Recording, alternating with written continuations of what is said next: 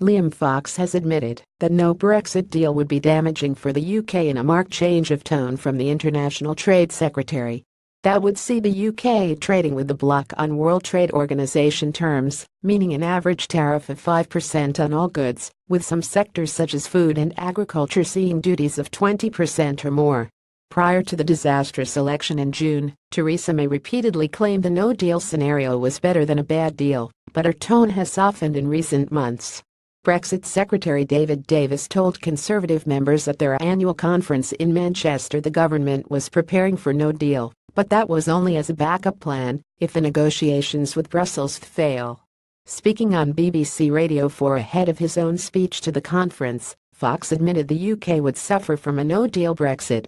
"I think that would be damaging for the whole of Europe, not just for the EU, for the UK as well," he said, adding, "But I want us to make it very clear that we seek an agreement, but not at any price."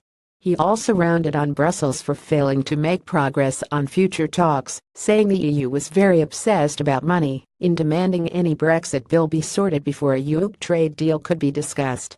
Both Fox and Davis used their speeches to appeal for optimism about Brexit amid a low-key party conference with members still processing the loss of a Commons majority in the June election.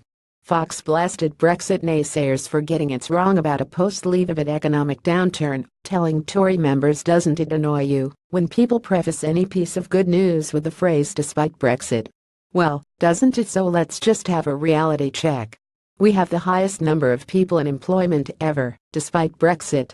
Last year we had the highest inward investment to the UK ever, creating over 75,000 new jobs and safeguarding over 32,000 others, despite Brexit."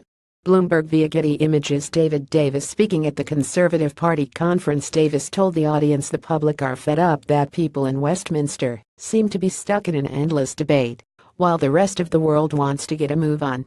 He added, "Over a year later I still get people coming up to me every day saying best of luck, or get a good deal for us, Mr. Davis's, and even, surely it can't be that difficult, and that's just the cabinet."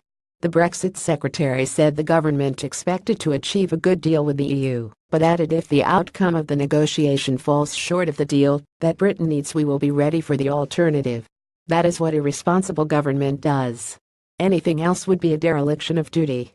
So there is a determined exercise underway in Whitehall devoted to contingency arrangements so that we are ready for any outcome. Not because it is what we seek, but because it needs to be done. Following the speeches, former Brexit Minister David Jones told a pro-Brexit fringe meeting that the government could be heading for no deal through no fault of our own. Archibipa Images. David Jones says the UK must make its position clear. The Welsh MP said we triggered Article 50 just over 6 months ago, and according to the timetable Michel Barnier has set out for these negotiations, we have some 12 months to go until we arrive at the crucial point where we must have decided upon our future arrangements with Europe. Jones said the government should set out its position paper on plans in the event of a no deal as soon as possible. "I believe that the UK has set out a very reasonable position, making it clear that what we sought was a free trade agreement of the kind the EU has already struck, for example, with Canada," he added. "We have to make our position very clear, showing what we will do if no deal is struck. I think that we have to make it public very soon, and we have to make it very clear to the negotiators on the EU side that if we see no progress towards that free trade deal, then we will take it that they are not interested in a deal, and we will simply proceed with them as we do with the rest of the world on WTO terms."